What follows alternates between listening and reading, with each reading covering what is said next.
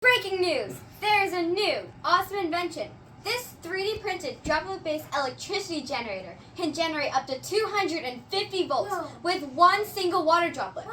And what makes it really eye-catching is by stacking the devices vertically, you can reuse the water and generate as much energy as humanly possible. According to the gummy bears, the inventors of this invention, they have decided to investigate using rainwater to generate energy, since they found out that the U.S. is falling behind in using renewable energy compared to other countries.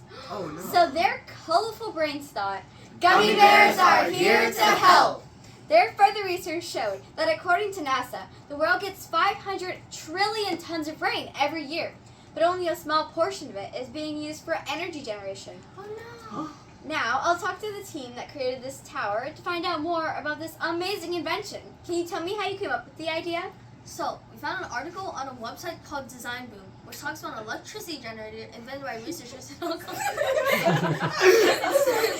It has 3 layers. The top and bottom are aluminum, and the middle is a film.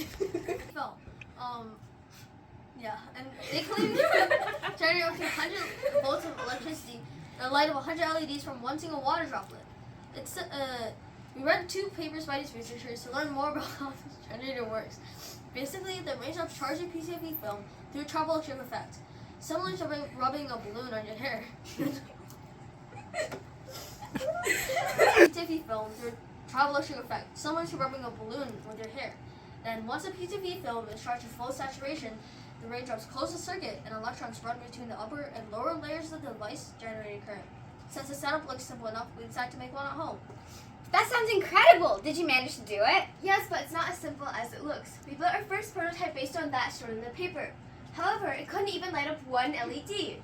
So we contacted the authors of the papers from Hong Kong for help, and they suggested using a different type of electrode and a thinner PTFE. We implemented these changes into the second version of our prototype, and were able to get 20 volts and light up our first LED. That's really exciting. Yes, and then we tried very hard to improve the solution. We did many experiments like changing the height, location, frequency, and composition of the droplets here, and we also tried changing the PTFE film. And all of the experiments are recorded.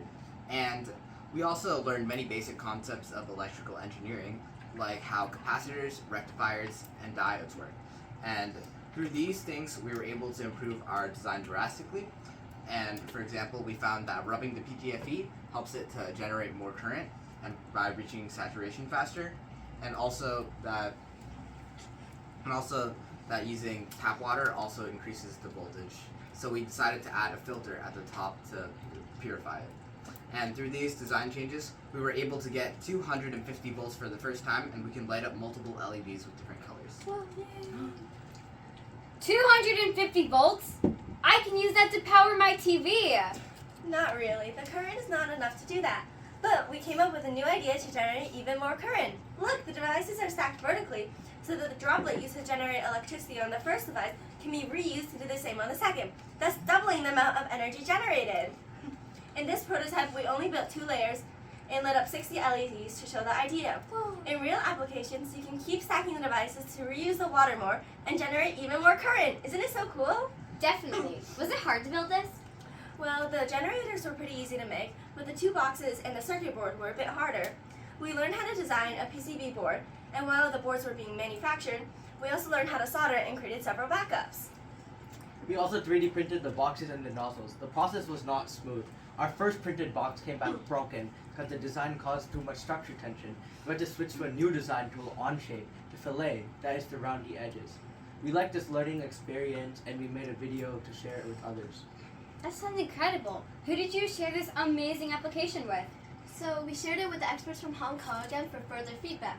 We also shared it with Mac Technologies, a major PCB manufacturing company, and Shell TechWorks, who later helped us print some pieces for a project and invited us to present our solution in front of a larger audience. We also shared it in local schools.